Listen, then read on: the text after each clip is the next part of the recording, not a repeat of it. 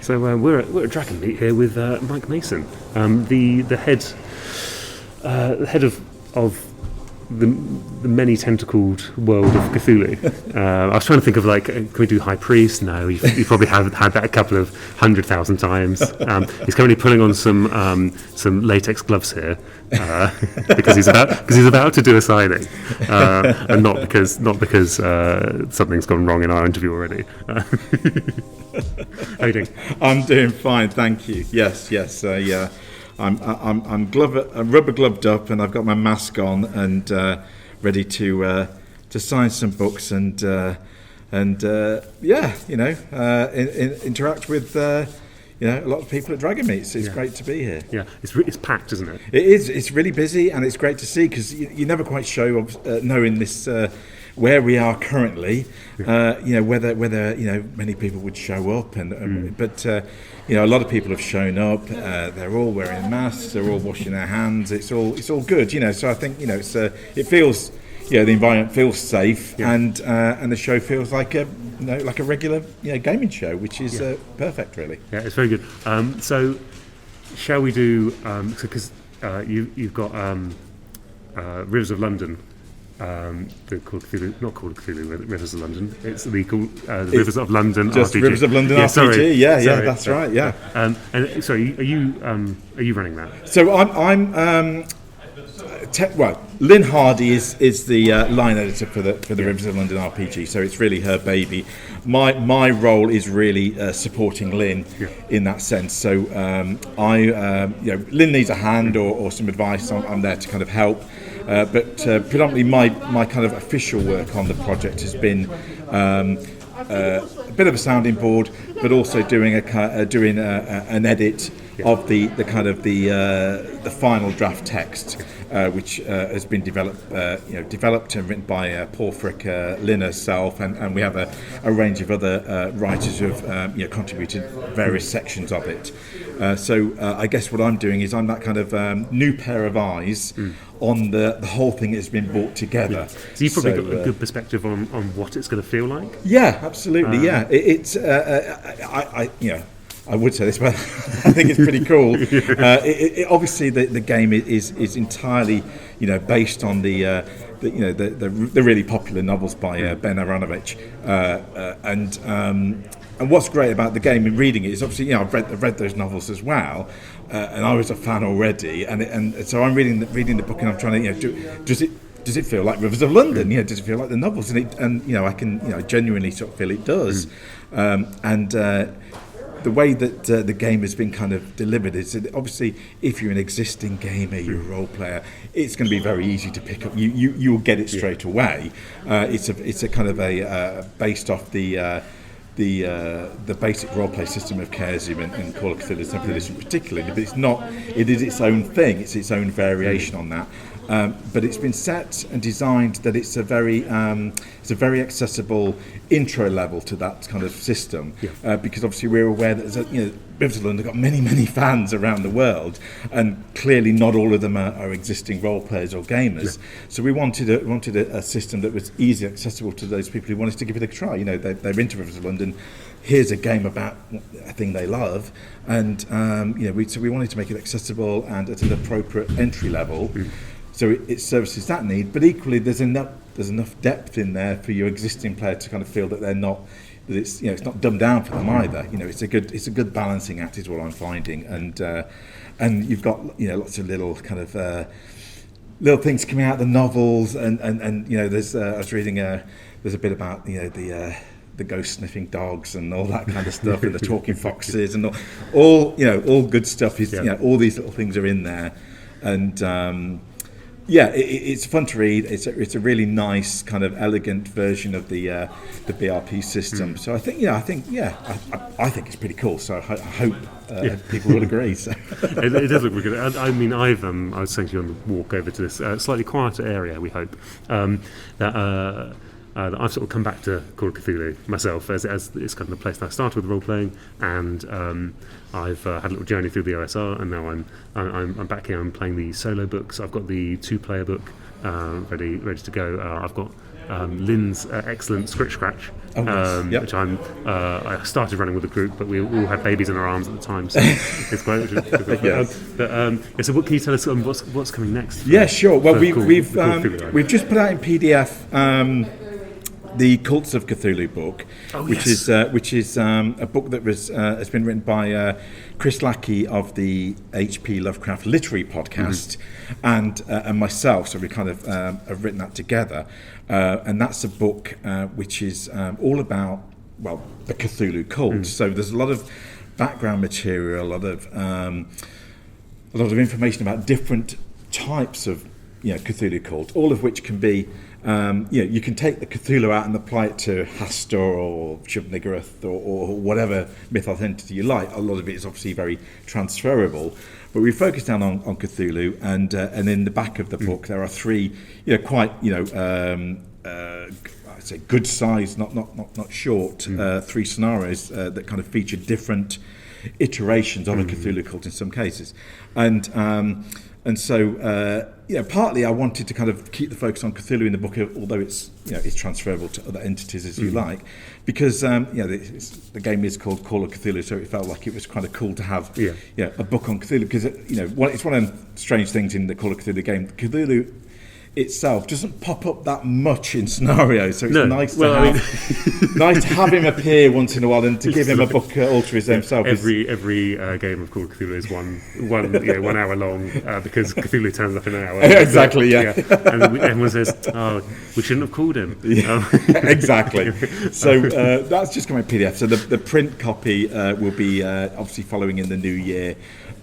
We also brought out a little book, kind of as part of the 40th anniversary, Call of Cthulhu anniversary this year in beginning of November, called the Keeper's Tips, and it's a small kind of pocket book, which is a collection of just a range of advice from a range of different Call of Cthulhu keepers, writers, and so forth.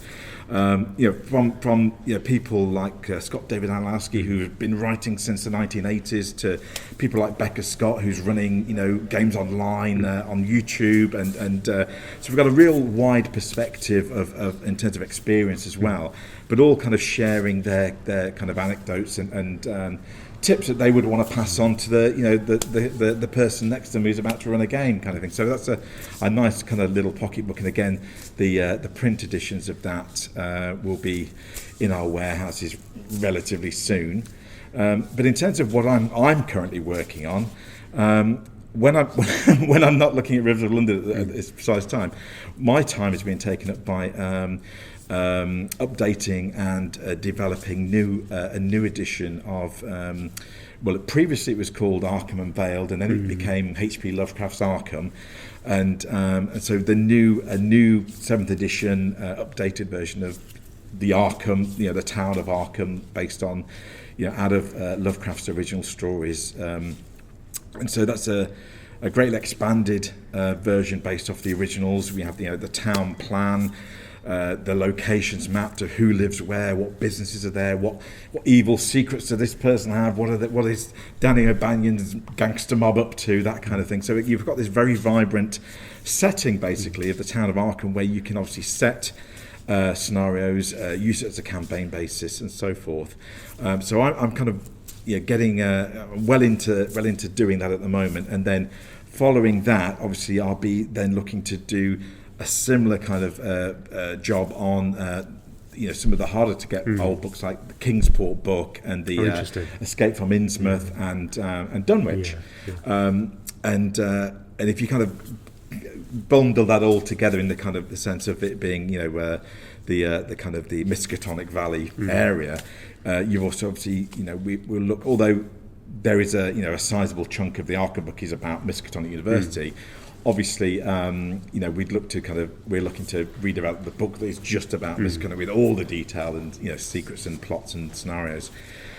And what's really cool, and this is a slightly exclusive, I think, is it's not written yet, but it is in writing. Is as part of this, and it will kind of be the icing on the cake as I see it. Is we actually have a campaign being written at the moment. It's that kind of classic campaign that we've always wanted to do, and it's just never quite happened.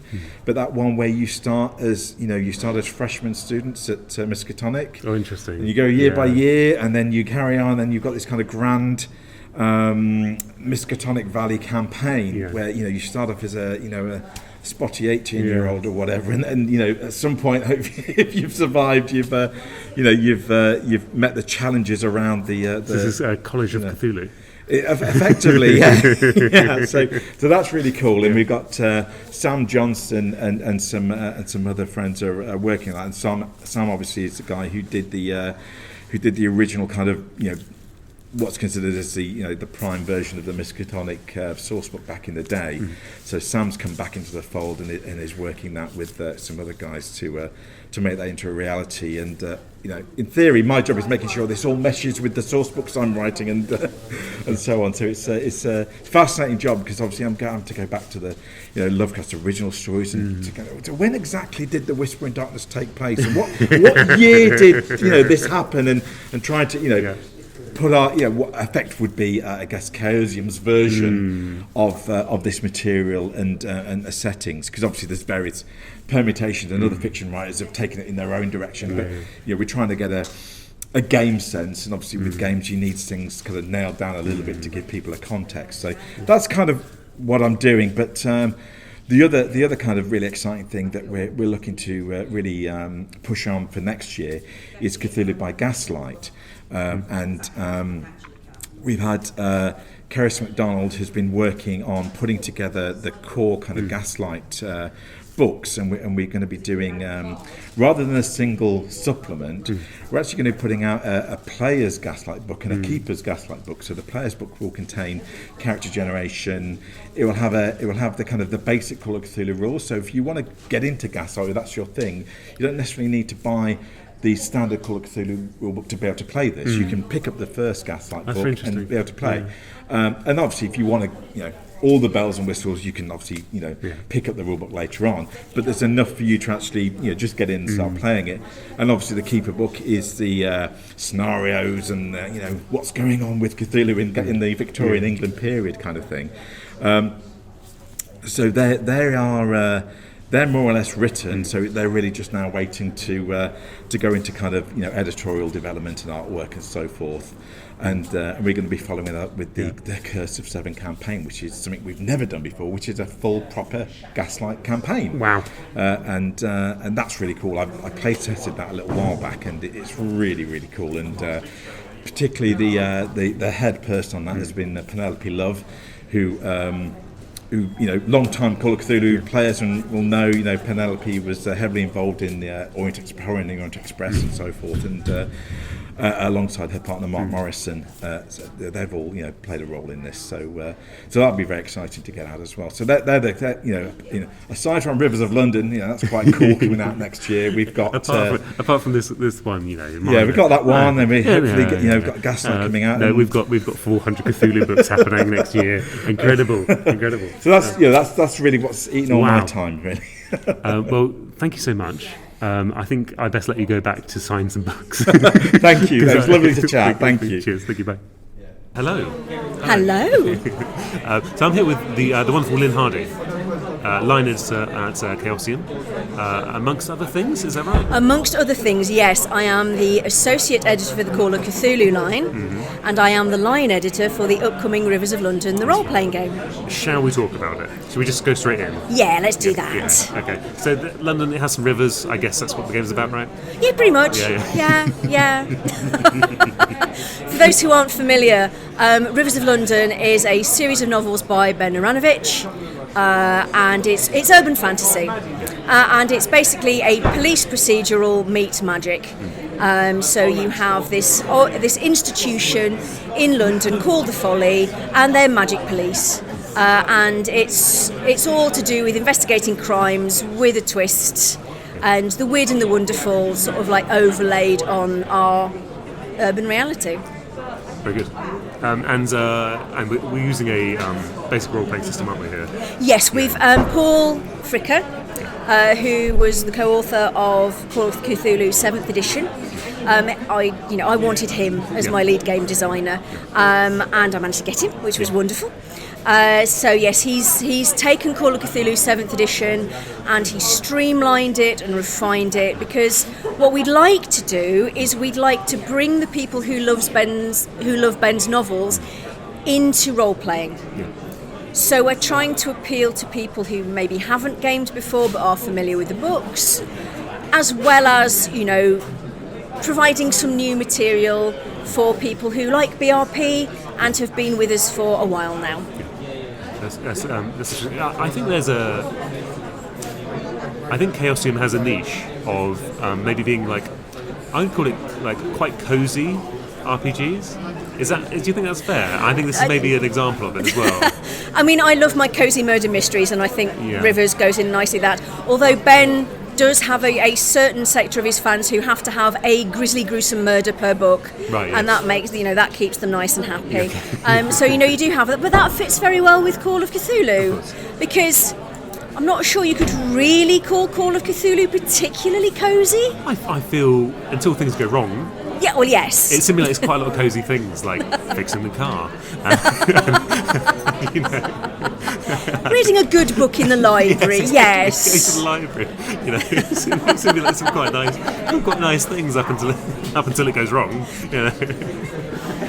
What else do we need to know about it? Is there anything else we need to? Well, I mean, it's coming along. It's getting there. I'm not naming a date when it will be available, because that will anger the gods of publishing, and we don't do that. No. We must propitiate them at every turn, and then it will be there, and it will escape. Yes. Because as my good friend Dave Bluer, when I worked with him on Untitled Cthulhu, said, we don't release books; they escape into the wild, and that is always the case. So when it's had enough, it will break free, and then it will be available. I'm going to start saying that about the magazine. It's not gone to print; it's escaped. Yes. Very good. So can we talk about my favourite one-shot for Call of Cthulhu? Yes, of course. It's this little one called Switch Scratch, which I think you had a hand in. Oh, just a bit. Can you tell us about how it came about and what it is? Right, well, Switch Scratch originally was a short story in, I think it's the Cthulhu Lies Sleeping anthology that was put out by Ghostwood Books. And I did that, and people seemed to like it. But I never really thought of doing anything gaming related with it. And then I was literally about to get in the car. My father-in-law was taking us to the airport to go to a games convention in Seattle, OrcaCon. It was a fantastic convention. And I was a Kickstarter reward level. So somebody sort of paid for me to run them a bespoke game, and it was Acton Cthulhu. I was the reward level. Off. Yes, and it's been quite hard to get hold of Lynne today, and it's no wonder because she's being raffled off. Oh, this was a good few years ago now, and it's an interesting experience being raffled off as a prize. Yes. I quite fancy it, actually. It was good. So I'd spent months lovingly crafting the Acton Cthulhu game I was going to run for this, and literally, as I said, I was about to get in the car for my father-in-law to take me to the airport, when I got this email going, oh my goodness, one of the other Kickstart reward level people, she's been in a terrible bike accident. She's going to be okay, but she's in no fit state to come to the convention and run her game. Can you do something? It's like, well, I've got a 10-hour flight. Yes. So, on the plane, me and my husband Richard were sort of chatting about things that I could do. Because at the time it still wasn't entirely certain whether the person would be rolled into the game I was already doing or whether I would do something bespoke for them. And then, Rich, in his infinite wisdom, went, well, why don't you just adapt Switch Scratch? You know the story, you don't have to do any research. I had to adapt it because it's from a totally different viewpoint.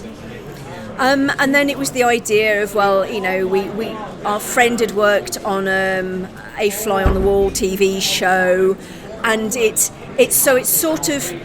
the aftermath almost of the events in the short story, and just having an excuse to have two slightly at odds teams of people come in and deal with the problem. So it's sort of folk horror in a hidden valley in northern England, somewhere unspecified, where ignoring age-old traditions does not go well. Yeah, which is perfect. I love it.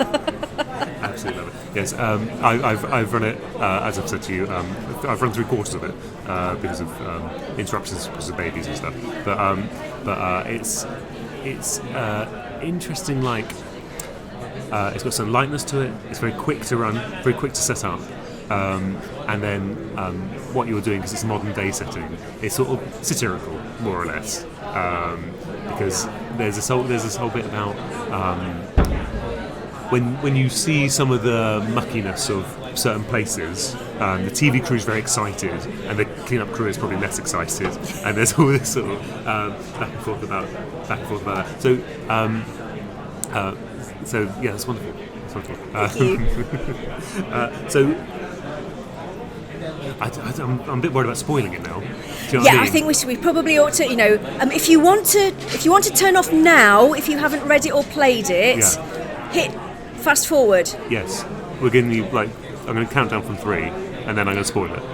Okay, 3, 2, 1. Okay, so the Green Man. Yes.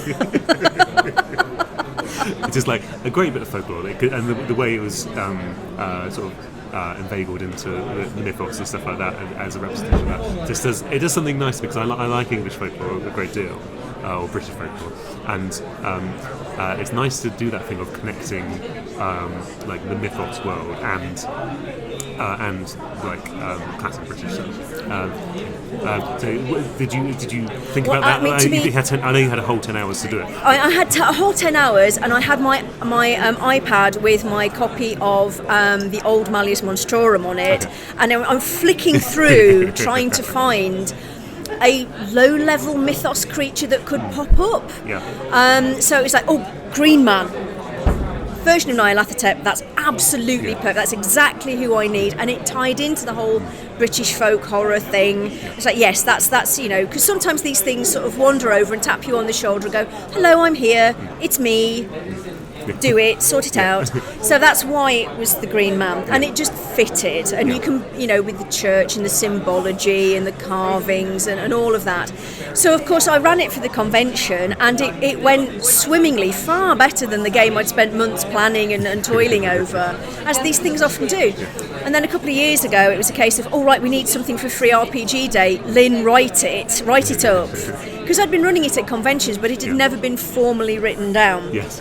So that was for Free RPG Day, and then we got feedback, and there were certain things that, for audiences who aren't familiar with Britain and how things work, just extra little bits of support in terms of the history of the Green Man symbology and things like that, and just clarifying certain things, because certain American readers had, and some British ones as well, when you say cleaners, they went all sort of like Luc Besson and thought they were the ones who were going in to clear up after the assassins and things. Like, no, we literally mean the people with the mops and hoovers, So just, clarifying certain terminology.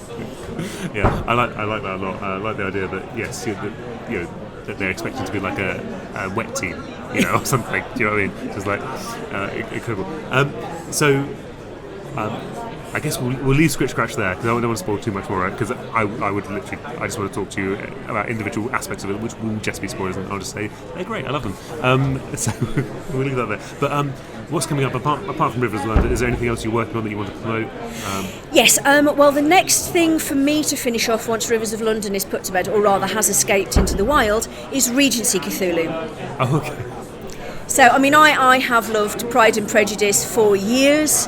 When I was doing my A-level general studies, I had to write an essay, which was a comparison of the book to it was the Laurence Olivier movie version, the black and white one. I hadn't actually read the book at that point in time, but I'd listened to the audiobook so much as a child that I could quote it verbatim. So, I love Pride and Prejudice, and then Andy Peregrine had written a scenario for us that was going to be part of a scenario collection in different time periods, and it was a Regency one. And I thought, right, this is my chance. I fancy a Regency source book. So Andy wrote a setting and rules for creating Regency characters and another scenario. So it's going to be a mini Regency Jane Austen Call of Cthulhu source book. Oh my words. Okay. because you have to. I've just had a conversation where I've just said the more I play RPGs, the more I'm just sold on the one-line summaries. It's like that's all it takes for me to buy the book, and it's just the title really. Just Regency Cthulhu. Okay, fine. Jane Austen Cthulhu, fine. I'm in. Well, many years ago, I've done a lot of live role playing over the years, and we actually did. It was a mashup, and it was called Sharpe's Austen. So we had a whole load of guys turned up as the Sharpe's Rifles, and then everybody else was playing Jane Austen, and that was hilarious. And then we did Sharpe's Castle, which was the Sharpe's Rifles guys turn up, and it's Frankenstein, basically. So that was hilarious as well. So again, it's been something that's been on the back burner and just the right opportunity presented itself, which is so often the case in this industry. So it's like, yes, we're doing that. Cool. Well, thank you for joining me today. Where can people find you? Do you want to promote your social stuff or anything like that? Oh yes, my social stuff is at Cogs and Cakes on Twitter. And if you like inane ramblings about weather, tea, general nonsense, then that's where you'll find me. Thank you very much. Thank you for having me.